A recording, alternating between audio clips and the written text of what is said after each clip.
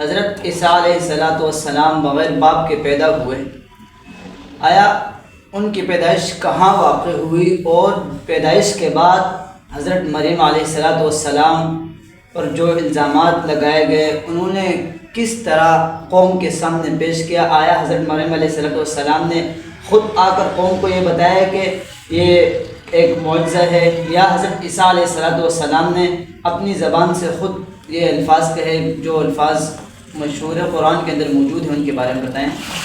جی، تو مفسرین نے، محدثین نے جو بات لکھی ہے کہ حضرت عیسیٰ علیہ السلام کی ولادت فلسطین کے شہر بیت اللحم کے اندر ہوئی۔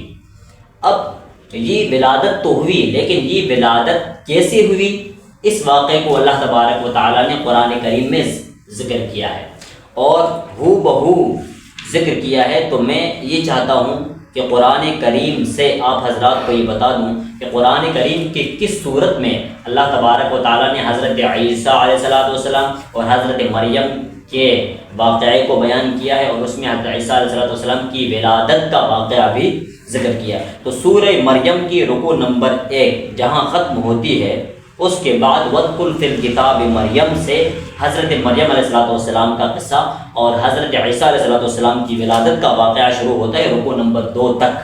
تو اس ایک رکوع کے اندر اللہ تبارک و تعالیٰ نے اس رکوع میں تقریباً 15 آیتیں ہیں۔ ان 15 آیتوں کے اندر اللہ تبارک و تعالیٰ نے حضرت عیسیٰ علیہ السلام کی ولادت کو ذکر کیا ہے، اور حضرت مریم پر لگائے گئے الزامات کو ذکر کیا ہے، اور ان الزامات کو کیسے دور کیا گیا اس کا بھی ذکر کیا گیا ہے۔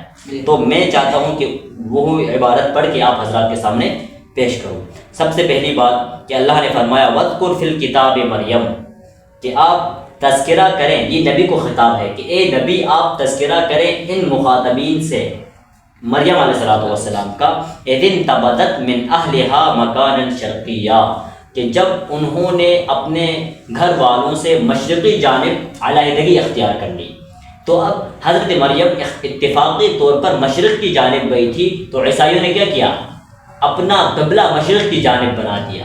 حالانکہ یہ اتفاقی بات تھی کہ وہ مشرق کی جانب گئی تھی، لیکن حضرت عیسائیوں نے یہ کہا کہ حضرت مریم جو کہ مشرق کی طرف گئی تھی، بولے ہم مشرق کو اپنا کیا بنا لیتے ہیں، پورا قبلے کو پھیر دیا مریم علیہ السلام کی وجہ سے۔ جی، فاتخذت، جب مشرق کی طرف گئی، گھر کے مشرقی جانب گئی، تو اس کے بعد اپنے گھر والوں سے حجاب کر لیا، پردہ کر لیا، یعنی کوئی پردہ وغیرہ لٹکا دیا جس سے مطلب عبادت وغیرہ کر سکے۔ کہ اب انہوں نے عبادت کے لیے جگہ بنائی، پردہ لٹکایا، تو اللہ نے فرمایا کہ ہم نے جبرائیل امین کو اس کے پاس بھیج دیا، فَأَرْسَلْنَا إِلَيْهَا رُوحَنَا فَتَمَثَّلَ لَهَا بَشَرًا سَوِيًّا۔ تو جب ہم نے بشر، انسان کا روپ دھارن کر کے حضرت جبرائیل آئے، یعنی انسان کا روپ لے کے حضرت جبرائیل آئے مریم کے پاس، تو مریم کے پاس آنے کے بعد انہوں نے کیا کہا؟ قالت انی اعوذ بالرحمن منک ان کنت تقیا۔ جب انہوں نے دیکھا کہ بھائی انسان میرے پاس آ گیا ہے، کہا کہ میں رحمان سے پناہ چاہتی ہوں، اگرچہ تو کیا ہے؟ متقی ہے، پھر بھی پناہ مانگ، اگر متقی نہیں ہے پھر بھی آپ سے میں پناہ مانگتی ہوں۔ اچھا، یعنی اتنی پرہیزگار خاتون تھی۔ تو اس کے بعد کیا ہوا؟ اس کے بعد جبرائیل امین جو انسانی شکل میں آئے تھے، انہوں نے جواب دیا، قال انما انا رسول رب، قال اے قال جبرائیل، جبرائیل نے کہا میں تمہارے رب کی طرف سے کیا ہوں؟ قاصد ہوں۔ میں کیوں آیا ہوں آپ کے پاس؟ لأہب لک غلاما زکیا، تاکہ میں آپ کو ایک ذہین لڑکا کیا کروں؟ گفٹ میں دوں، تحفے میں دوں۔ اچھا، تو مریم نے کہا میرا بیٹا ہوگا، یہ کیسے ممکن ہے، یہ کیسے سمبھو ہے، یہ کیسے پاسبل ہے کہ میرا بیٹا ہو جائے، حالانکہ میری شادی بھی نہیں ہوئی اور میں باقیہ زانیہ بھی نہیں ہوں، تو یہ کیسے ممکن ہے؟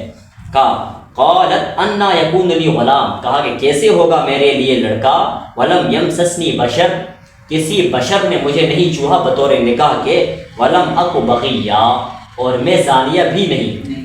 اچھا، قال تو حضرت جبرائیل نے جواب دیا اس مریم علیہ السلام کو اس سوال کے جواب میں، کذالک، اسی طرح ہوگا، یعنی کیا مطلب، تو شادی بھی نہیں کرے گی، تو زانیہ بھی نہیں ہوگی، اسی حالت میں تیرا بچہ پیدا ہوگا۔ کیسے؟ قال ربک هو علی ہین، تیرا رب کہتا ہے کہ یہ بغیر شادی کے بیٹا دے دینا، یہ میرے رب، تیرے رب کے اوپر کیا ہے؟